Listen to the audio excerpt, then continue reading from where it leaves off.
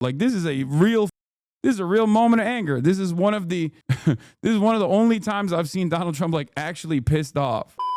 Last night, as soon as my internet got attacked, okay, as soon as my ISP was destroyed, and I went offline, Iran launched a barrage of missiles into Israel, which is, I guess, expected at this point, you know? And this is coming after there was a whole will they, won't they style ceasefire that was released in the most unceremonious ways possible, in the strangest ways possible. Donald Trump didn't make it clear what the ceasefire was looking like. None of the people involved, none of the parties involved actually officially signed off on said ceasefire. It was basically as though Donald Trump came off the phone and was like, I'm doing a ceasefire. Enough, cut it out now. And then I guess it happened, kind of like a couple hours after that initial tweet, like an hour later, the Iranian government kept saying, no, we didn't get a ceasefire proposal at all. But then they were like, just kidding, we did get one. And if Israel stops striking right now, then we'll stop retaliating as well. But then Iran seemingly had one last salvo remaining, which they ended up sending Israel's way. This was a very deadly attack. This was one of the deadliest attacks for Israel. 5 people died in the process. And then Israel obviously was not going to take that.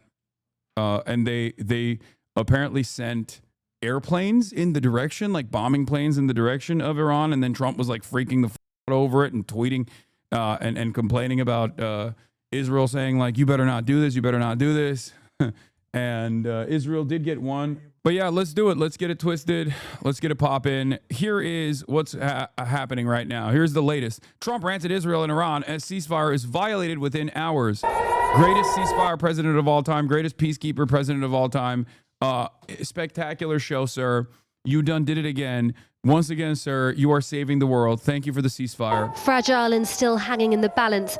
A furious Donald Trump today said the ceasefire he declared official at 6 a.m. this morning has been violated by both Iran and Israel. But in comments to reporters, he reserved his harshest criticism for Israel, closing them with an expletive. You know, when I say, okay, now you have 12 hours, you don't go out in the first hour and just drop everything you have on them. So I'm not happy with them.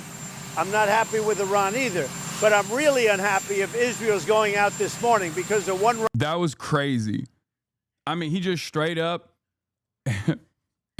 he just straight up gave a play-by-play.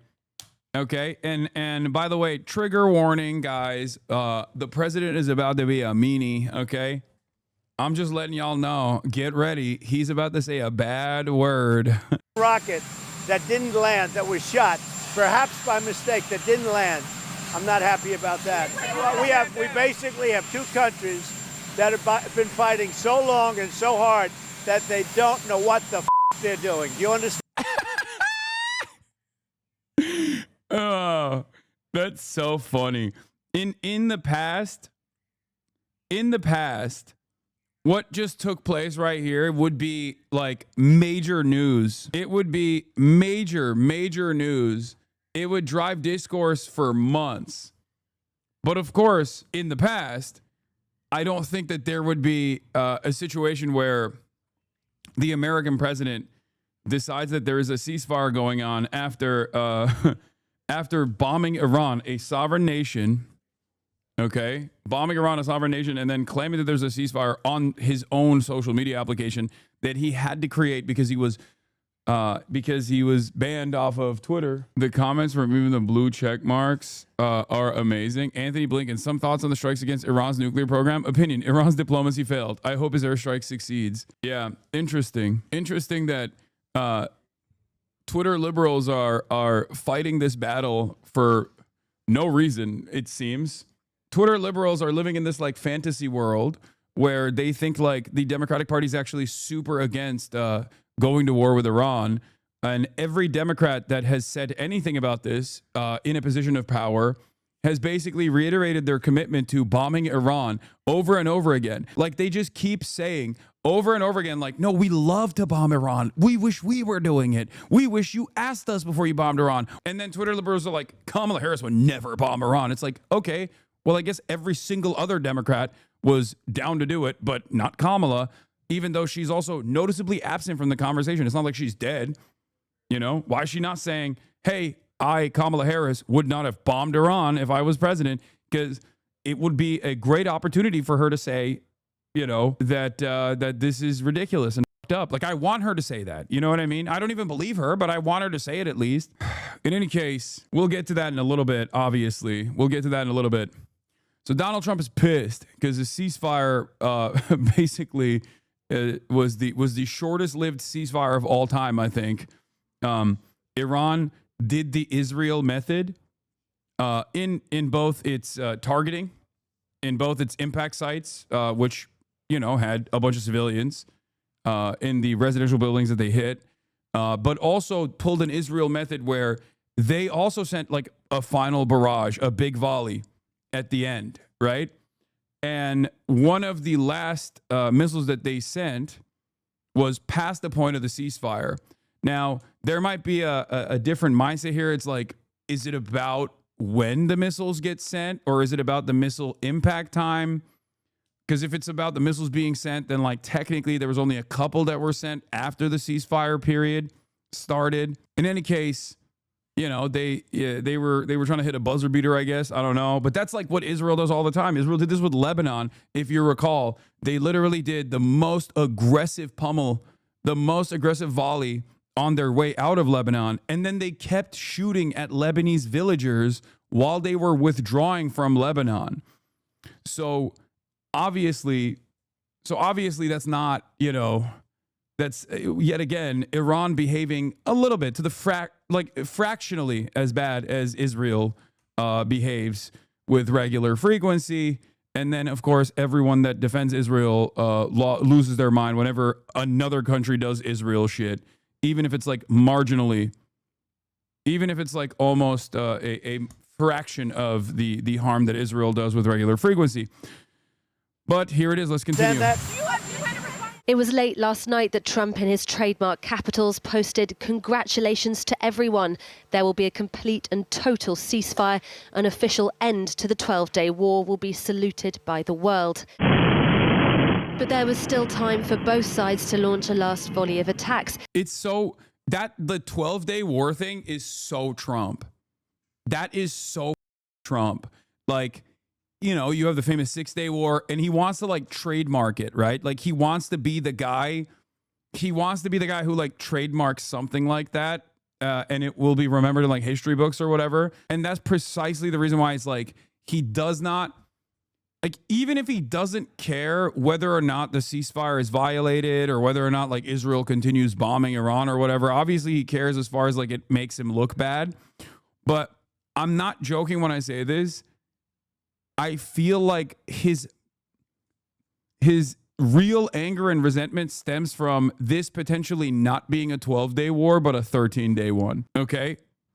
Like, he wants the marketing to be the 12-day war, double the amount of the 6-day war. So when they like, if they continue fighting back and forth, well, he already trademarked it as the 12-day war. What do you mean? That's an extra day. We can't have it be the 13-day war because Trump already said 12-day war. He already promised maximum peace, permanent peace.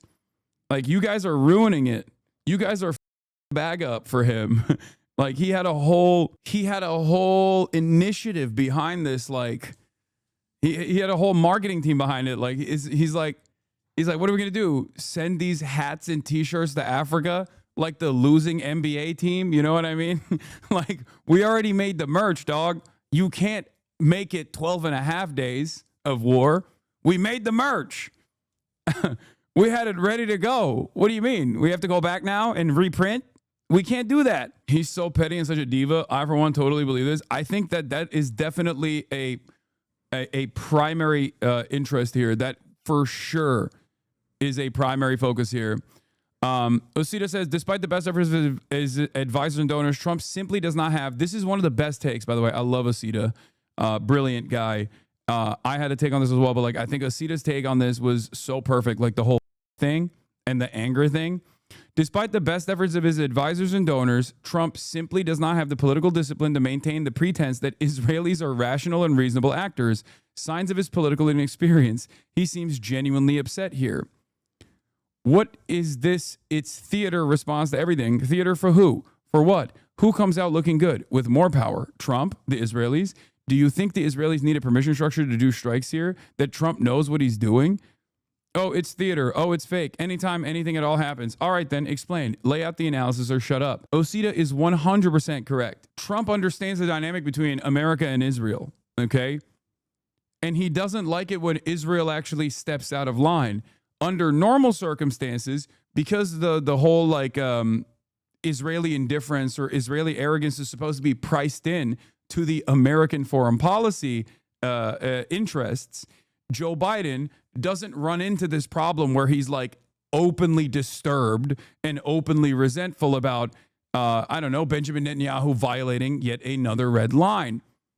Okay. Donald Trump, on the other hand, doesn't have that same acumen and have that experience politically to turn around and just quietly say, oh, we're going to show Benjamin Netanyahu what's what. Like, this is a real moment of anger. This is one of the only times I've seen Donald Trump like actually pissed off. Political inexperience. The man has been in politics officially for a decade. It's just his character, not experience.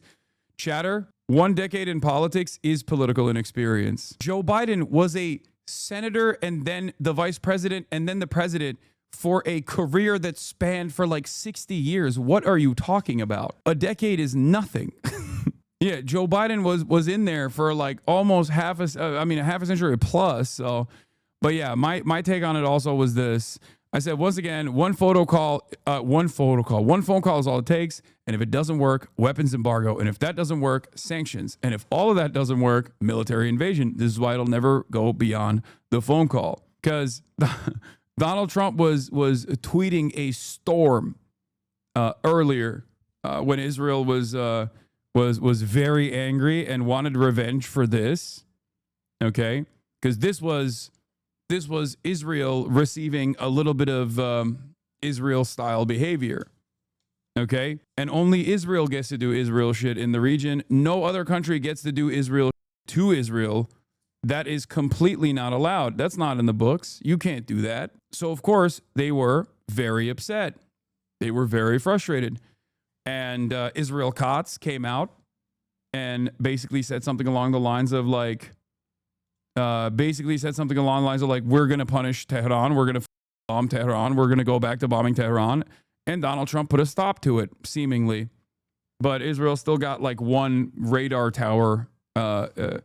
Israel got to strike one radar tower, which seemingly Iran is not even retaliating to. In Beersheba in southern Israel, at least 4 people were killed by an Iranian missile. And in Iran, Israel launched a pre-dawn blitz, killing 9, including a nuclear scientist, according to local officials. But the sky fell silent just after 4 a.m. It's crazy that they were like, oh yeah, we got to do one last bombing campaign. Let's kill as many scientists as we can. Like, just positively freak. And I know many of you in this community understand that this is freak shit. But just like, if you're new, if you're watching, if you're just tuning in because you don't fully have a grasp over what's going on here, just imagine if they were Israelis, okay?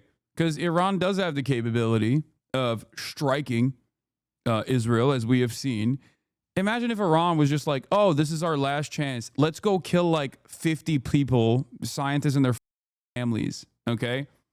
Because clearly the only real human beings in this situation are the Israelis in the eyes of many people in the Western world. So just, think about it like that. With Iranian state TV repeating its foreign minister's position, stopping just shy of a cast-iron ceasefire, announcing instead it would stop if Israel stopped. I will say, by the way, the inconsistencies in the messaging from the Iranian side, I do think the inconsistencies of messaging on the Iranian side also we shall see in the future, but it was a very interesting predicament. It made me feel like there might be potentially some power struggles between the IRGC and the regime itself. Like perhaps you had the president and the envoys that are supposed to be more like moderate and more Western focused. I mean, they were literally appointed for that position, right? Perhaps they were more open to negotiations, whereas the IRGC might be more militant and more invested in a hardline position, like actually fighting back. Because even the response coming from the foreign minister made it seem as though like they were done, that they were not going to retaliate to Israel, and then they did. They really did. Mr. Aragchi said there is currently no agreement on a ceasefire or a halt to operations. However, on the condition that the Israeli regime stops its illegal offensive. Yeah, I saw the Economist report. I think that could be the case. IRGC hardliners have already de facto seized power in Iran in outrage over perceived weak leadership of the clerical elites. One thing that is certain is that the pro-Western negotiation factions have been repeatedly humiliated. I can see that. But I don't know. We don't know yet. I will tell you, we do not know yet. I will read that article, but I want to stress, we do not know yet. King, you're offline? What do you mean? What do you mean I'm offline? What is happening? Against the Iranian people by 4 a.m. in Tehran, we also have no intention of continuing to respond. At 6 a.m., Trump took to social media again to declare a ceasefire official. Do not violate it, he warned. The ceasefire is now in effect. But within hours, Israel's defense minister announced Iran had done just that, and that Israel would respond with intense strikes against regime targets. After telling journalists this morning he had to get Israel to, quote, calm down, Trump wrote on Truth Social that its planes would turn around and head home while doing, he said, a friendly plane wave to Iran.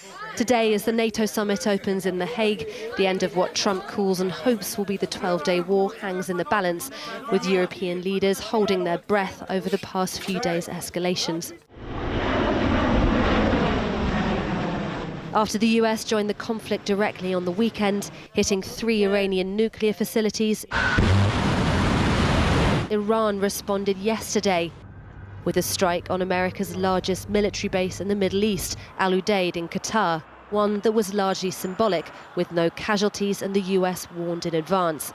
Iran's is a leadership diminished, depleted, and looking for a revenge that will save face without triggering a response. Last night, its supreme leader in hiding, Ayatollah Ali Khamenei, posted on X a well-worn adage of the past fortnight.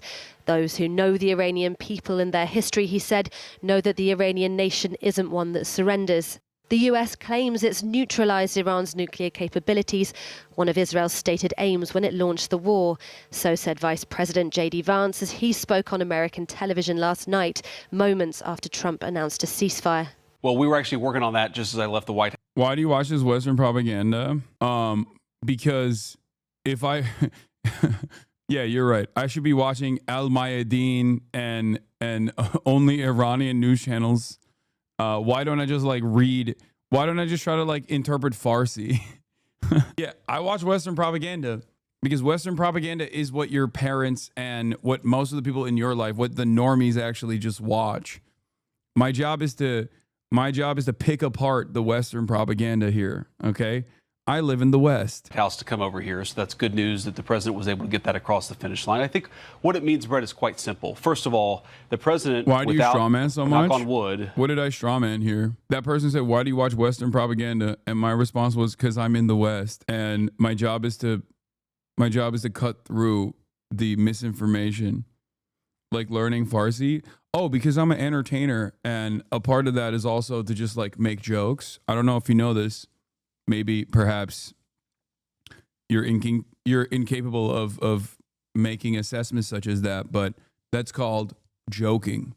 I don't think that person legitimately wanted me to only watch Farsi news. That was me jokingly responding to it. Okay? I know. Bro thought jokes would fly. Having a single American casualty obliterated the Iranian nuclear program. We are now in a place where we weren't a week ago. But others aren't so confident that Iran's nuclear aims are obliterated. Its leadership claims to have moved some of its enriched uranium to a secret location before those nuclear sites were struck. Bro didn't realize there was a ceasefire, no-fly zone on jokes. Yeah. So, I said this yesterday, but Israel did not accomplish any of its military objectives. Israel did not accomplish its major objective, which was regime change. Obviously, the nukes is the reasoning for this. And in the process, they actually showed all of the other regional actors that, like, if you pummel Israel with missiles, a lot of people actually show you support. And not only that, but also Israel's Iron Dome defense is not necessarily impenetrable, and that Israel and Israeli society can actually incur some penalties if they behave in this inconsistent, belligerent, violent manner. And therefore, I think this was this caused a lot of instability. This caused a lot of anger. And if you recall, I told you this last night before I got booted offline. But you will see, I said, you will see in the upcoming days whether Israel thought this was a successful initiative or not. And the reason why I said this was because clearly there were plenty of people on the Israeli side that were very frustrated, especially when the barrage of Iranian missiles came in. The barrage of Iranian missiles came in the last volley that they sent before the ceasefire, and a bunch of Israelis were killed in the process. I don't think they like that. Today, France's President Macron said that negotiations with Iran must continue to stop what he called clandestine nuclear enrichment. Negotiations that collapsed when Israel launched its attack on Tehran 12 days ago, and which now look increasingly fragile. Joining us now is Dr. Meir Javandanfar, Iran lecturer at the Reichman University in Tel Aviv. Doctor, can you tell us, is this an error by Iran? Is this an accident or deliberate, do you think? The ceasefire has only been going for around an hour. What do you think this means now this has happened for the ceasefire? Unfortunately, you know, when the two antagonistic sides we have, especially Iran and Israel, it's not easy to establish ceasefire since the two countries have been, well, Iran declared proxy war against Israel in 1991. And the current war has not, Iran has not fared well in the current war. And it's very important for the Iranian leadership to look like the winning side before this war ends, because it could have ramifications at home and abroad. And I think this is one of the reasons why the Iranians would like to be the last side to fire a missile, in order to preserve their deterrence image in the future and to also to back their narrative at home. How weakened do you think Iran is?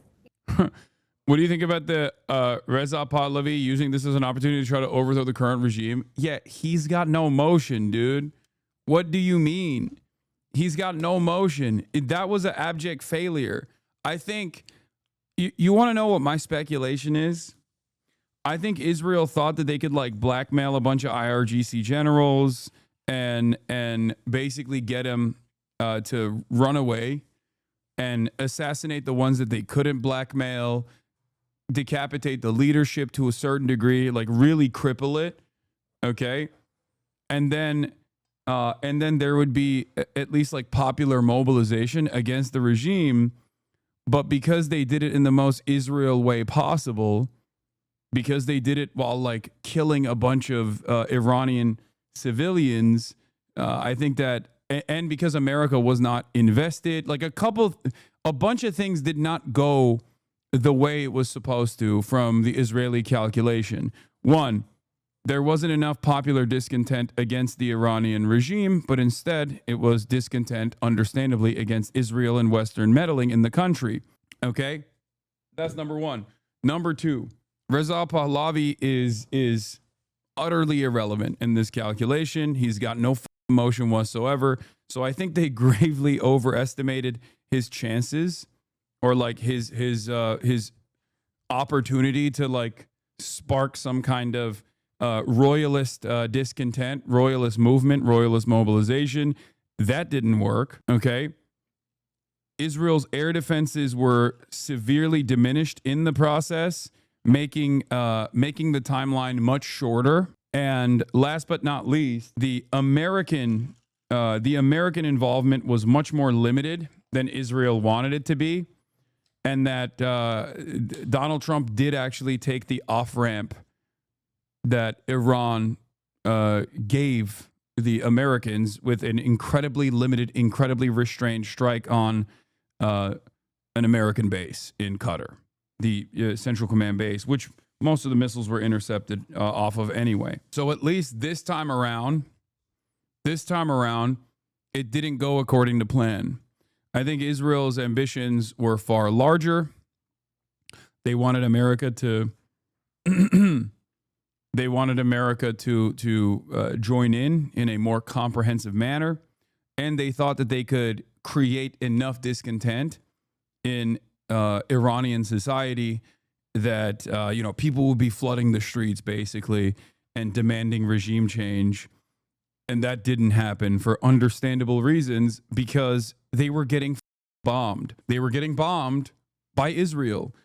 Like, even if you are somewhat sympathetic, I want to put myself in the mindset of someone who's like maybe a royalist or someone who is like really, really anti-Islamic Republic, right? If I'm living in Tehran, okay, and I'm an Iranian who thinks, the regime, I hate this, it's bullshit, okay, and I watch Israel slowly but surely turn Gaza into a crater, and maybe I don't care about the people in Gaza, right?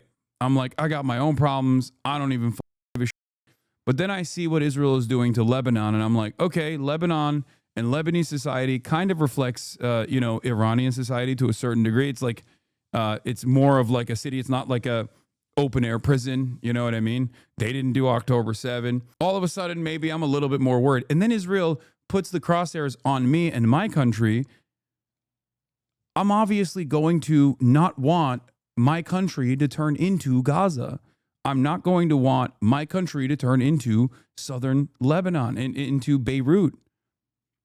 So all of a sudden, no matter what my discontent is with the current order of business, the current regime, I want my government to protect me. It's pretty obvious that like any kind of popular discontent that could have been brought about was a grave miscalculation, because Israel did Israel shit. Even if someone was anti-Islamic Republic living in Iran, okay? Even if someone was anti-Islamic Republic and they're living in Iran, when Israel kills a bunch of your neighbors and blows up your city blocks, and you feel that fear that many other neighbors of Israel have felt, it becomes real for you. All of a sudden, you're like, no, I actually don't care. I hope they defend me. I hope my government protects me. I think that was one of the miscalculations here. And the nuke stuff is just red meat for the dumbest people to hold on to, for the record. Anyone that says, this was a successful military operation, they really destroyed their nukes or whatever, no. The nuke campaign is a bull WMD style reasoning to conduct any sort of military operations that violates the sovereignty of Iran, and the ultimate goal, the ultimate purpose there absolutely was to decapitate, or not even decapitate the state, but like destabilize the state and create, hopefully, create an environment that was ripe for popular mobilization against the Islamic Republic. If anything, we shall see what happens, but if anything, this created an environment where I think more of the hardliners within the current military structure were emboldened to take a more rugged anti-West stance. And I suspect that there are probably a lot more people. I suspect that there are probably a lot more people that are in the Iranian government that are probably talking about developing a nuclear program, like developing actual nuclear warheads, and taking that a lot more seriously because now it's a matter of self-preservation. They're also literally, they voted, this is the National Council, the Parliament, like their government voted to pull out of the International Atomic Energy Agency. So we shall see where it goes. But it's very clear that every time you do diplomacy with Iran and treat Iran as like a normal country, they play ball. They want to play ball. Okay? They are perfectly happy existing as a normal country that gets to do diplomacy with the West. They're infinitely more restrained than the West and Western forces. They're infinitely more diplomatic than the West and Western forces to a fault. And I don't think it's a crazy assessment to make. I think it's pretty obvious, judging by all of the events that have unfolded, that if there's one party that is belligerent here and behaving in an insane manner, it is not the Iranians. It is Israel and the United States of America. America and Israel has cast aside diplomatic off-ramps every step of the way. And since Iran was able to withstand this 12-day bombing campaign, taking severe penalties in the process for sure, and having their sovereignty violated and feeling weaker than they ever have before, I think ultimately we'll see where this goes. We'll see what kind of decisions they make. And I suspect that they might be moving away from any sort of negotiations and perhaps even engage in nuclear proliferation to the best of their ability as quickly as possible. Is there a chance that this just pushes their nuclear aspirations underground? Well, Anya, that really depends how accurate the intelligence of the Mossad and the CIA is. If they were sure if they're sure about knowing what Iran does, then I think that bombing these sites would enable Israel to know that the Iranian nuclear program has been set back. Some people say now by 2 years, by 5 years, without the risk of centrifuges turning up in an unknown place, and while with enriched uranium and Iran making a nuclear bomb.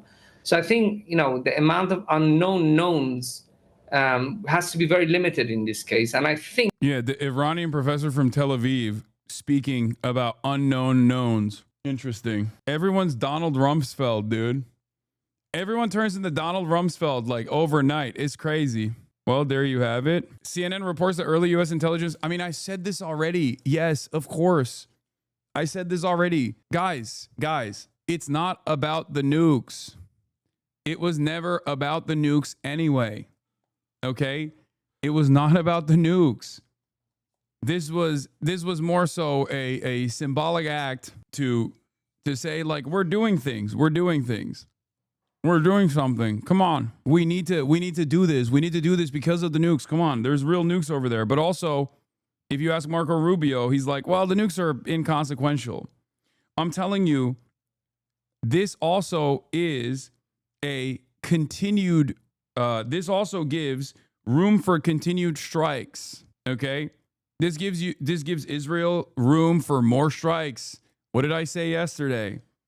They're going to turn around and they're going to say, oh, actually, what we have to do now is figure out where the enriched uranium is, and that these strikes were unsuccessful. A lot of liberals hyper-focus on whether or not this bombing campaign is constitutional or not, without actually addressing the real problem, which is that this bombing campaign happened at all. Okay, instead of doing diplomacy with a country that has shown time and time again that they are interested and invested in diplomacy to a fault, to a degree that actually violates their own personal sovereignty over and over again. The nuke conversation is a simple distraction, and I think a lot of people are diving into it head first, especially considering that the notion that they had nukes to begin with was completely fabricated. There was no evidence for it at all. Why do you keep saying to a fault? How is Iran wrong to engage in diplomacy? At a certain point, you got to learn your lesson, right? Don't you think? I mean, that's why I mean, to a fault. If you think that you can do negotiations with America and then Israel strikes you and then you go back to the table to do more diplomacy after 12 days of bombing, after Israel establishes air superiority over certain parts of your country, and then America comes in and also bombs you as well in the process, while again, you were in the process of doing negotiations, then don't you think that that is diplomacy, like trusting the West to a fault? What should they do instead? I don't know what the options for the Iranian government are, but if I guess what's their other option? But they don't really have much choice, surely. Yeah, their other option would be to work to the best of their ability with China and Russia, establish sovereignty, and develop nuclear warheads. It's to turn into Korea, basically, to North Korea. And I think if left up to the IRGC, that's what they would do.